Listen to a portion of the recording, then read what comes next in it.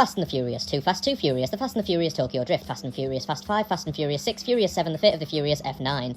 We've all seen the memes about how confusing the Fast and Furious series gets with its seemingly nonsensical titles, but believe me, this is just a whore's duvet compared to the series I'm going to be talking about today.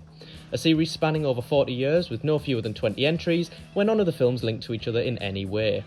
No, I'm not joking, and if you think I am, then you need to get that head of yours out your backside and get real. Today we're taking a look at the infamously convoluted Zombi series. And if you think the Fast and the Furious and the Furious gets hard to follow, then you ain't seen nothing yet. Hit the music. Stephen,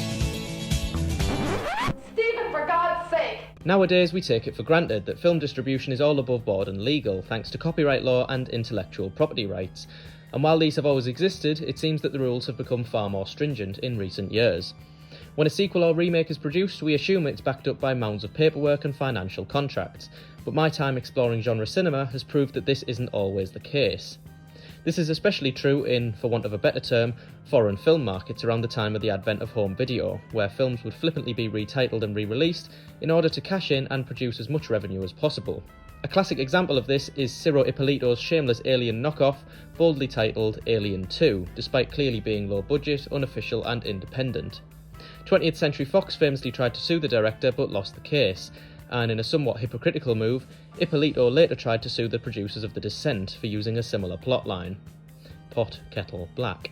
Another example is the Demons series. While the first two installments are the work of the same director and producer, Umberto Lenzi's 1991 movie Black Demons was also marketed as Demons 3, despite being totally unrelated. The crown jewel of this bizarre trend though has to be the Zombie franchise, a seemingly endless string of increasingly obscure movies that somehow got linked together through marketing alone.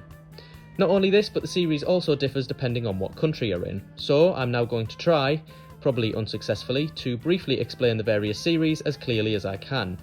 I'm probably going to make mistakes, so please correct me if I'm wrong, and forgive me if I miss out some of the films, but please be aware that the phrase biting off more than I can chew very much applies here. Let's begin with the Italian series.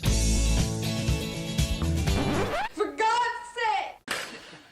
Yeah, it is actually the same gag. Now this is arguably the simplest of the bunch, and it begins with the George Romero classic Dawn of the Dead, released in Italy as Zombi. This was then quickly followed in 1979 by Lucio Fulci's unofficial sequel Zombie 2, and then again in 1988 with Fulci's Zombie 3. While these films aren't linked narratively, they do at least have similar themes and follow a logical sequence. Now here is where things get a little bit difficult. The British series misses out Romero's film altogether and begins with Fulci's Zombie 2, known in the UK as Zombie Flesh Eaters. Zombie 3 was released as Zombie Flesh Eaters 2, and then Claudio Fragaso's 1989 film After Death was released as Zombie Flesh Eaters 3. This ordering was also used in Thailand, with Claudio Lattanzi's 1987 film Killing Birds added as Zombie Flesh Eaters 4. In Germany, Dawn of the Dead was released as Zombie, along with its subsequent sequel Day of the Dead from 1985 as Zombie 2, and finally Fulci's Zombie 3. The series in America didn't differ too much. Fulci's Zombie 2 was titled Zombie, it was then followed by Fulci's Zombie 3, which bizarrely kept its title, meaning there is no Zombie 2 here. Fragaso's film makes another appearance as Zombie 4 After Death, as does Killing Birds as Zombie 5.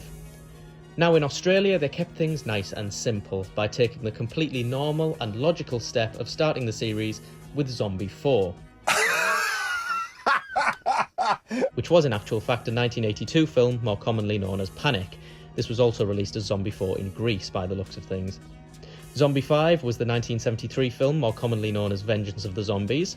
Zombie 6 was the 1982 Jess Franco film, more commonly known as Oasis of the Zombies. Zombie 7 was the 1975 film, more commonly known as Night of the Seagulls. And finally, Zombie 8 Urban Decay was released in 2020. Thanks for that one, Australia. We can always rely on you to bring some logic to proceedings.